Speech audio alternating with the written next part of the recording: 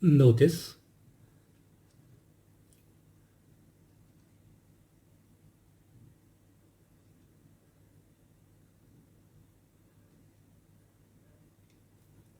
you have seen that before, and this.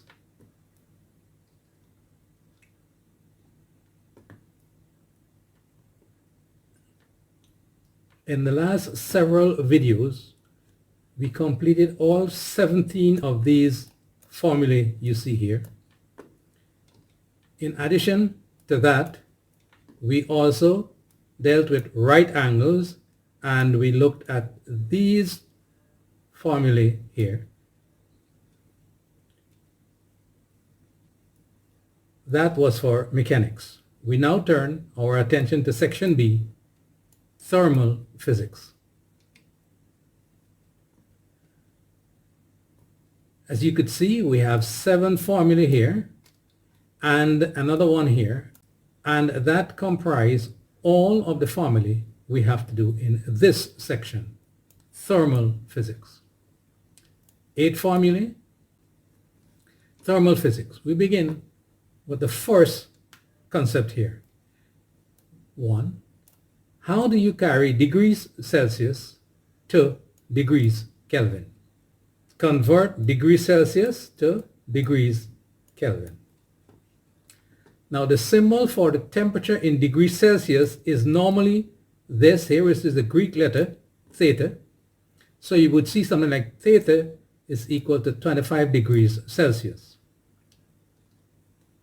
And the symbol for degrees Kelvin is normally an uppercase T.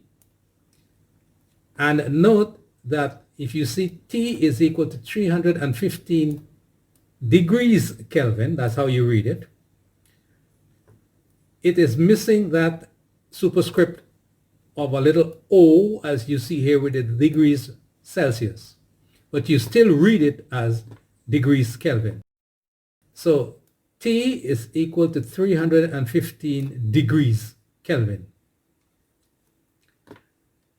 If you see something like this, theta is equal to 315 Kelvin, that is incorrect. Or if you see something like this, uppercase T is equal to 25 degrees Celsius, that is also incorrect.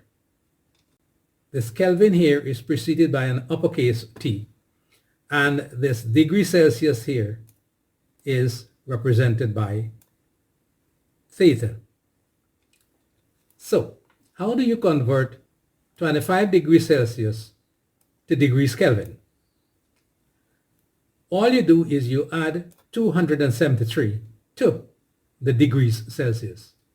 So 25 degrees Celsius would be 25 plus 273, and you get 298 degrees Kelvin. Now remember, you read that as degrees Kelvin, even though the degree sign is not there.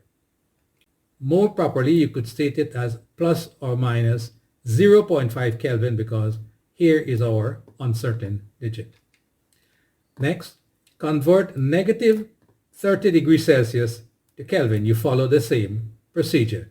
You add 273 to whatever the Celsius is. And in this case, adding to a negative, you will subtract and you get 243 degrees Kelvin. You could more properly state that as 240 plus or minus 5 degrees Kelvin, because you're adding and subtracting here, you are dealing with the tens position. That's where we meet our first uncertain digit. If we go the other way around, carry degrees Kelvin to degrees Celsius, then we will subtract 273. That's very obvious. So if you need to convert 300.0 degrees Kelvin to degrees, then you will subtract 273, and that's 3 significant figures. But in this case, we're not dealing so much with significant figures. We are dealing with which position we meet an uncertain digit first. And in this case, that is in the ones position. So you would have to round off in the ones position. So your answer is 27 degrees Celsius. And if you want to express your margin of error, then of course, since it's in the one position, you take half of that position, which would give us 0.5, and you can more correctly represent your answer as 27 plus or minus 0.5 degrees Celsius. But I think CSEC will accept that. Let's look at another one. Convert 150 degrees Kelvin to degrees Celsius. Again, we are going to subtract 273. And if we subtract 273 from 150, we get negative 123. Because this is addition or subtraction, we will look at the position that we first meet an uncertain digit, and that will be this tens position. So we will have to round that off to the nearest tens, and that will give us negative 120 plus or minus half of the tens position, which would be 5 degrees Celsius. Now, you need to be a little careful here and make sure you understand the difference between converting from one temperature to another and if you are given the temperature difference. So if you want to convert 150 degrees Kelvin to Celsius, then yes, you will use the factor of 273. If you want to convert 20 degrees Celsius to Kelvin, then yes, you will use the factor of 273. However, if you are told that the change in temperature is, let us say, 30 degrees Celsius, and you want to express that in degrees Kelvin, it is the same change. Do not add or subtract 273 because this is a difference in temperature. A change of 30 degrees Celsius is the same as a change of 30 degrees Kelvin. A change in temperature of 20 degrees Kelvin is the same change as 20 degrees Celsius. So just to be clear about that, let us show two lines here, one representing the Kelvin scale and one representing the Celsius scale. At 0 degrees Celsius, that is the same as 273 degrees Kelvin. That is where the 273 came from. At 50 degrees Celsius, we have 323 degrees Kelvin. At 100 degrees Celsius, we have 373 degrees Kelvin. At 223 degrees Kelvin, we have negative 50 degrees Celsius.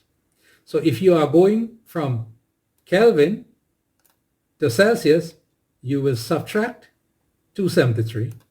And if you are going from Celsius to Kelvin, you will add 273.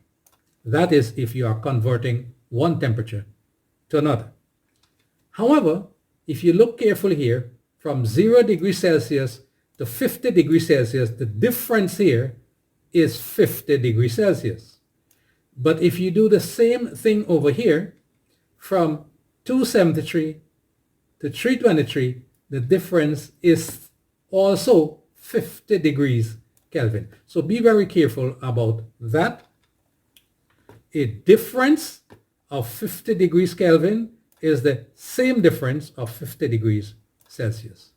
So that takes care of conversion of Celsius to Kelvin. Now we will look at this equation here, or this formula, PV is equal to C. Now this is the mathematical expression of Boyle's law. You may recall that Boyle's law states that for a fixed mass of gas at constant temperature, its volume is inversely proportional to its pressure. So if you have a cylinder like this, and it has some gas in here, up here there's a pressure acting on it. If you press down on that plunger, you will get a greater pressure, but you will get a smaller volume, as you see here. So let's take some measurements. Let us say when the pressure is 1 kilopascal, the volume is 8. If you multiply those two things, you will get 8. If you press down on this plunger so that the pressure is now 2, the volume will decrease to 4, so that when you multiply those two things, you will still get 8. If you keep doing that and make the pressure 4, then the volume will decrease to 2, so that the product of those two things will still be 8. And furthermore, if you make the pressure 16, let's say 16 kilopascals, then the volume will decrease to 0.5, so that when you multiply those two, you will still get 8. So that is why we say PV is equal to C.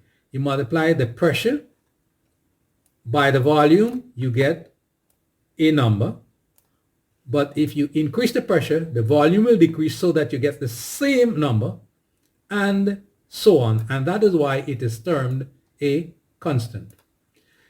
Now, if you have one pressure and one volume, you multiply those two, you will get C.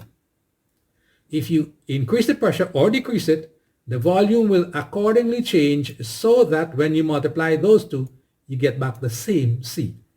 Well, if you multiply P1 and V1 and you get C, and then you multiply P2 and V2 and you get back the same C, then obviously P1 V1 is equal to P2 V2, and we will use this relationship to solve simple problems with Boyle's law. So if the initial pressure of a gas is 2.4 kilopascals at a volume of 450 cubic centimeters, what will its new volume be if the pressure is increased to 5.0 kilopascals, assuming constant temperature, and we are using the same gas? So let's do that here. First, we will write down what we are given. We know the initial pressure, P1, is this. We know the initial volume, we will call it V1, is that. We know the pressure was increased, P2, to 5 kilopascals, and we want to find the new volume. Obviously, if the pressure increases, the volume will decrease. So we take this formula that we had here, make V2 the subject, and we get V2 is equal to P1 V1 divided by P2. We substitute the numbers we are given, and we get 216 cubic centimeters.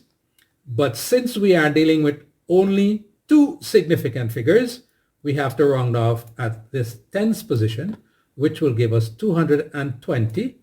And since we are rounding off at the tens position, we will take half of that position, which will give us 5, our margin of error. CXC requires this format. This one is correct too, but CXC doesn't say anything about that. Let's look at a second example. Same Boyle's law. A fixed mass of gas at constant temperature occupies a volume of 532 cubic centimeters at a pressure of 4.2 kilopascals. Calculate its new volume if its pressure is decreased to 1.89 kilopascals. Obviously, if you decrease the pressure, the volume will increase. So let us write what we are given. The first pressure we meet is P1, which is that. The first volume is this. The next pressure we meet is that, P2, and we want to find V2. Using the same formula, we make V2 the subject of the formula, and so we get that. We substitute the numbers we are given, we work that out, and we get V2 is equal to 1182.22 cubic centimeter. Of course, we are dealing with 2 significant figure, 3 significant figure, 3 significant figure. For multiplication and division, our answer cannot have more significant figure than the factor with the least significant figures. So our answer can only have 2 significant figures. We have to round off at this hundreds position. So we get 1200, and we take half of that hundreds position, which would be 50. And so this is our answer. So if we decrease the pressure, the volume will increase. So our original volume was 532, and now it is 1200.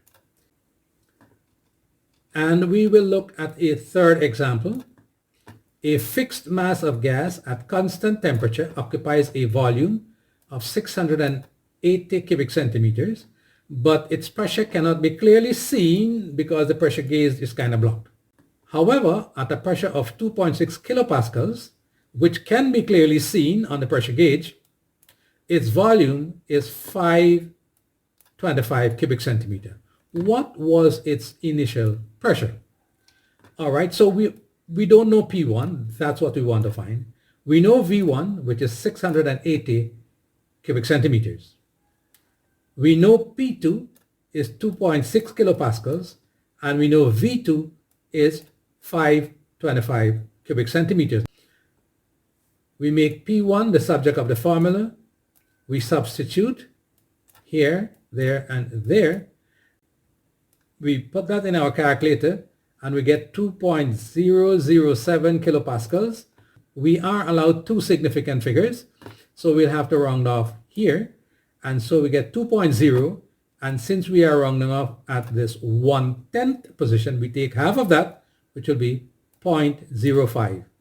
So our answer is 2.0 plus or minus 0.05 kilopascals. And so we have just finished with this formula, which is Boyle's law.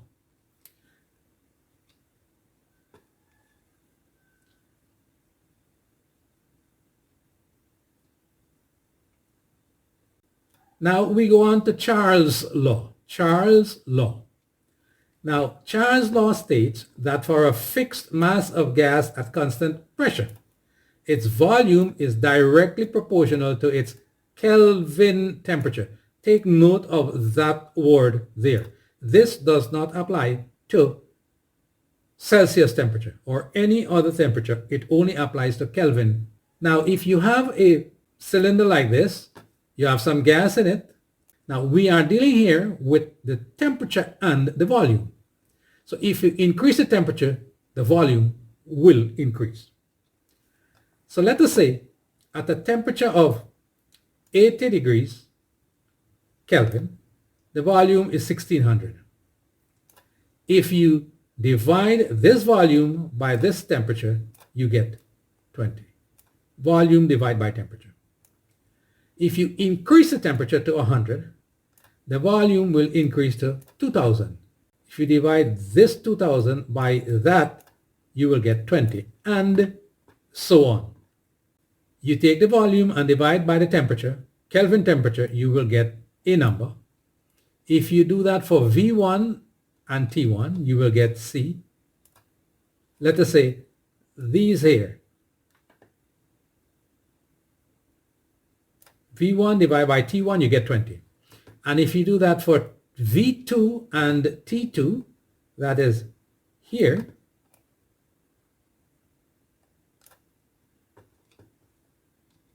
you will get the same C, which means that V1 divided by T1 is equal to V2 divided by T2. And this is the derived formula from this up here. So now we can use this to do some calculations. A fixed mass of gas occupies a volume of 230 cubic centimeters at a temperature of 270 degrees Kelvin. Calculate its volume if the temperature were increased to 325 degrees Kelvin, assuming that the pressure remained constant. So let's write what we are given. The initial volume, we will call it V1, is 230 cubic centimeters. The initial temperature, which we will call T1, is 270 degrees Kelvin. We then change the temperature to 325 degrees Kelvin, so that we will call that T2, and we want to find the new volume. If we cross multiply,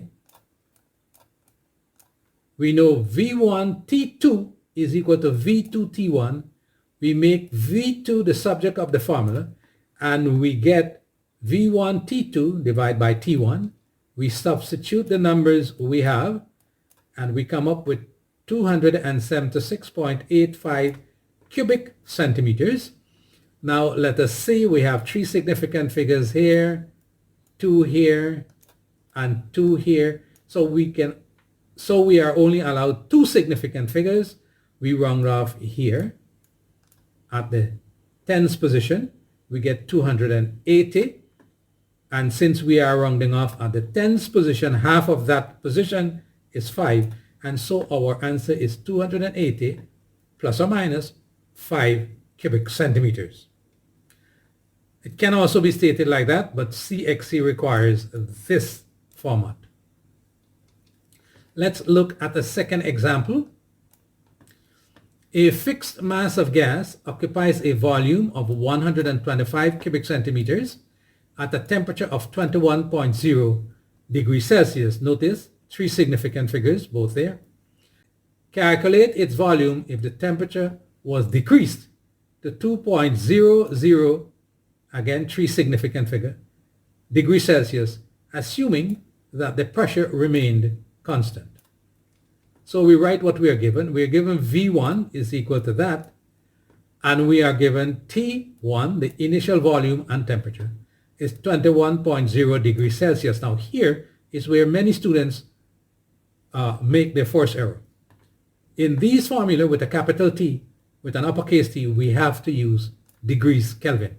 So convert your degrees Celsius to degrees Kelvin immediately. V2 we want to find.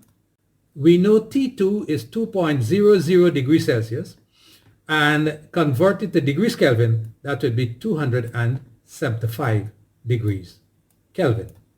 Notice we are working with 3 significant figures with all of those numbers. So we make V2 the subject of the formula.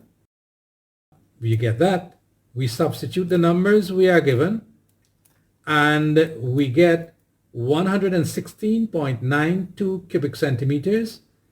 We are allowed 3 significant figures, so we'll have to round off at that ones position where the 6 is, and we get 117 plus or minus half of this ones position, which is 0.5. And so this is our answer, 117 plus or minus 0.5 cubic centimeters. Can also be stated like this, but CXC requires that format. We will look at one more question on Charles' law. A fixed mass of gas occupies a volume of 125 cubic centimeters at a temperature of 21.0 degrees Celsius. At what temperature will its volume be 145 cubic centimeters, assuming that the pressure remained constant? So we know V1, initial volume, 125 cubic centimeters. We know T1, initial temperature. Make sure you carry that to degrees Kelvin.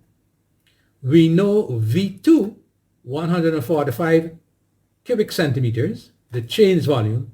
We want to know at what temperature will that happen. So now in this case, we make T2 the subject of the formula. We get that. We substitute the numbers we are given. We put that in our calculator and we get 341.04 degrees Kelvin. We change that back to degrees Celsius, keeping 3 significant figures. And since you are rounding off at this 1/10 position, that is our uncertain digit. We will take half of that more to half of it less. And so we get 68.0 plus or minus 0.05 degrees Celsius. This is also correct, but CXC will not accept that, only this format. So far, we have looked at Boyle's law. We have considered Charles' law. Now we will look at this one here, sometimes known as the pressure law. And this one says that for a fixed mass of gas at constant volume, its pressure is directly proportional to its Kelvin temperature, meaning as the Kelvin temperature increases, so does the pressure. but specifically proportional, meaning if the Kelvin temperature doubles, the pressure also doubles. So consider this water bath here. You are capable of heating it. There is some trapped here in this flask, and it goes to a pressure gauge. There's a thermometer here, so we could measure the temperature and we can measure the pressure. Now if we do that, we take the temperature in Kelvin and we take the pressure.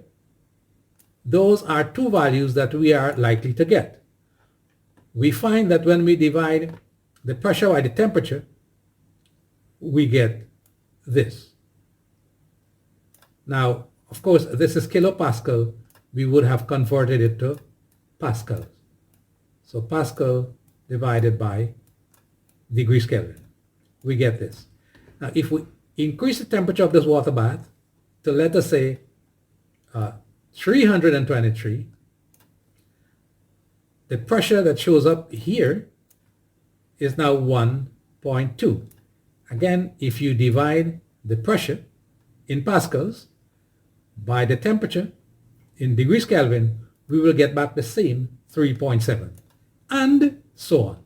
This pressure law, as we said, can be expressed as P divided by T is equal to a constant. Now, this law is better known as Gay-Lussac's law, but you will hear it as the P1 over T1 is equal to a constant. That the initial pressure and the initial temperature, if you divide the pressure by the temperature, you will get a number.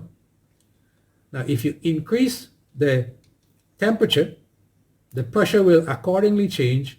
And again, if you divide the pressure by the temperature, you will get back that same constant, which means that P1 over T1 is now equal to P2 over T2. So standard procedure in removing denominators from an equation, you cross multiply and you get P1 T2 is equal to P2 T1. This format is actually much easier to work with. So let us look at question 1 for this pressure law. A fixed mass of gas at constant volume has a pressure of 8.2 kilopascals at a temperature of 320 degrees Kelvin. Calculate its pressure if the temperature increases to 390 degrees Kelvin. So if we write what we are given, the initial pressure, P1, is that. The initial temperature, T1, is 320. We want to know what would be the new pressure when the temperature is 390 degrees Kelvin. Now we are given degrees Kelvin, so you don't have to convert anything because this formula has an uppercase T, which means degrees Kelvin. So we change the subject of this formula to P2, and we get P2 is equal to P1 T2 divided by T1. We substitute the numbers we are given, and we get 10.6 kilopascals, but we are only allowed two significant figures. Notice this has 3, maybe CXC will accept that, but to be sure, let's round it off. 2 significant figures, it would be 11. We are rounding off at this ones position, so we will take half of 1, which would be 0.05. That is to say, not half of this one that you see here, but half of the ones position. And so we get 11 plus or minus 0.5 kilopascals. Question 2. A fixed mass of gas at constant volume has a pressure of 4.56 kilopascals at a temperature of negative 21 degrees Celsius. Calculate its pressure when the temperature increases to 33 degrees Celsius. So what are we given? We're given P1. We know what that is. Write it down. We are also given T1, but we are given it in degrees Celsius. We must convert it to degrees Kelvin by adding 273. We are also given T2. We convert that to degrees Kelvin. we want to find P2. Well, we have the formula. So as I said, all degrees Celsius must be converted to degrees Kelvin to substitute for an uppercase T in these formulae. So we make P2 the subject of the formula. We substitute the numbers we are given, and we get 5.537 kilopascals. Let's see how many significant figures we are allowed. We have 3 here. We have 2 here.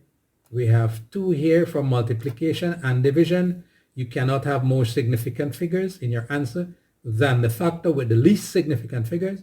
So we are allowed 2 significant figures. We round off here, 5.5, and we take half of this position to express our uncertainty, and half of 0.1, which is that position, would give you 0.05. So our answer is 5.5 plus or minus 0.05 kilopascals. Okay, so we look at question 3. A fixed mass of gas at constant volume has a pressure of 4.56 kilopascals at a temperature of negative 21 degrees Celsius. At what temperature will it have a pressure of 3.98 kilopascals? So we write what we are given. We know initial pressure, we know the initial temperature, and we convert that to 252 degrees.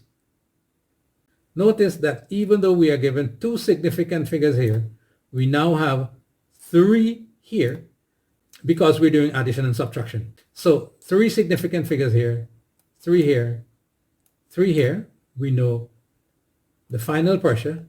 We want to know what temperature will give that pressure.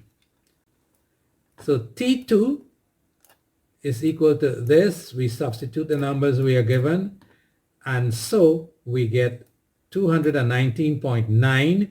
Notice, as I said, we have 3 significant figures, so we round off here, and that will give us 220, but this is our uncertain digit, so we take half of that position, which is 0.5. Our answer is 220 plus or minus 0.5 degrees Kelvin. Now, since our initial temperature was given in degrees Celsius, we now need to make sure that we express our answer in degrees Celsius, because that is what we were given. So our final answer works out to be this, negative 53.1 plus or minus 0.05 degrees Celsius. So as we said, there are these 8 formulae. So far we have looked at Boyle's law. Well, we looked at conversion of Celsius to Kelvin. We looked at Boyle's law. We looked at Charles' law. We looked at pressure law. Now for this video, we will look at this one more, which is a general gas law.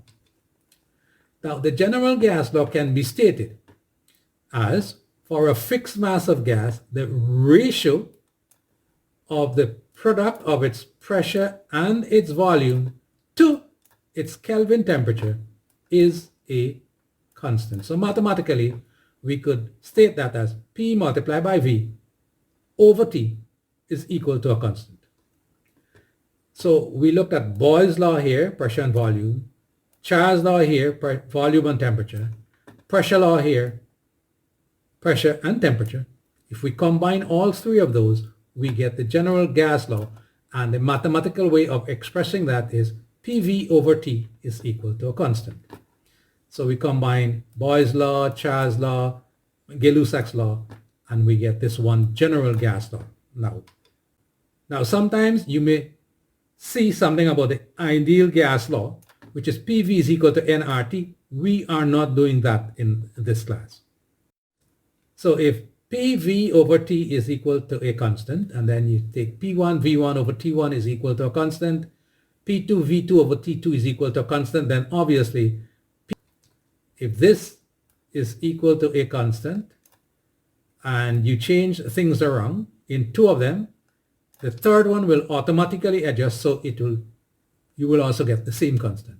And therefore, we arrive with this derived formula, which is that we had up there. If you cross multiply to get rid of these denominators down here, then you end up with P1 V1 T2 is equal to P2 V2 T1. This is a more convenient format to use than that one up there. So let's look at an example or two. A fixed mass of gas occupies a volume of 468 cubic centimeters at a pressure of 4.56 kilopascals and a temperature of 380 degrees Kelvin. Those are our initial conditions. Now calculate its volume if the pressure is decreased to 2.76 kilopascals and its temperature is increased to 235 degrees Kelvin. The volume will be adjusted such that when you multiply the constant you get up here, you will get the same constant over here. So this volume will automatically change to make that equality valid. So let's write down what we are given. We're given P1, V1, T1. Those are the initial conditions. We know what P2 is. We know what T2 is, the changed pressure and temperature. How will the volume adjust such that you will get the same constant? Well, we make V2 the subject of the formula, which will give us that. We substitute the numbers we are given, and we come up with 478.17 cubic centimeters. We are allowed, okay, that's three significant figures, three significant figures, three significant figures, three significant figures, two significant figures. So our answer can only have two significant figures. So 1, 2, we round off here and we get 480. We are rounding off here. Take half of that tens position, which would give us 5. And so our answer is 580 plus or minus 5 cubic centimeters.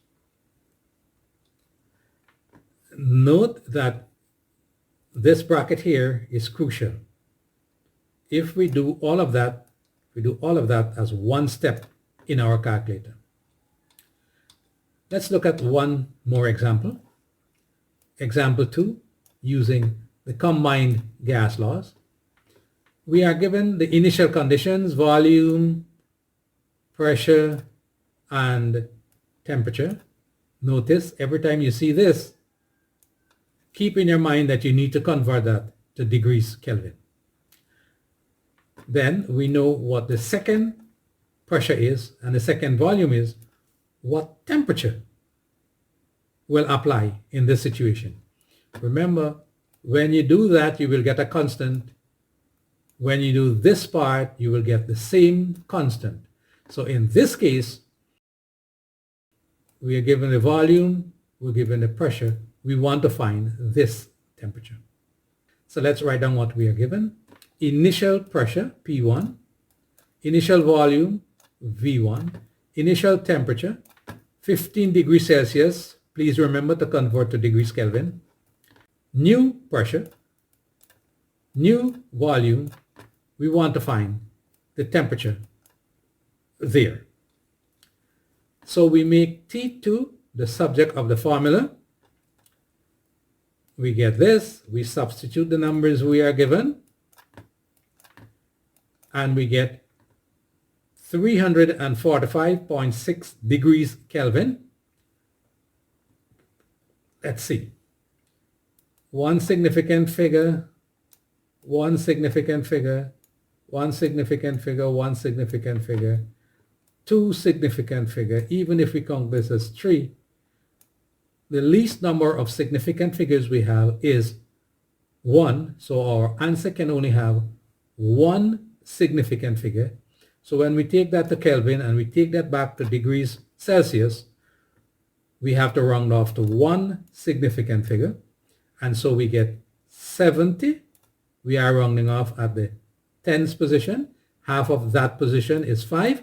So our answer is 70 plus or minus 5 degrees Celsius. So we have to convert it back into degrees Celsius unless you are told to state your answer in degrees Kelvin.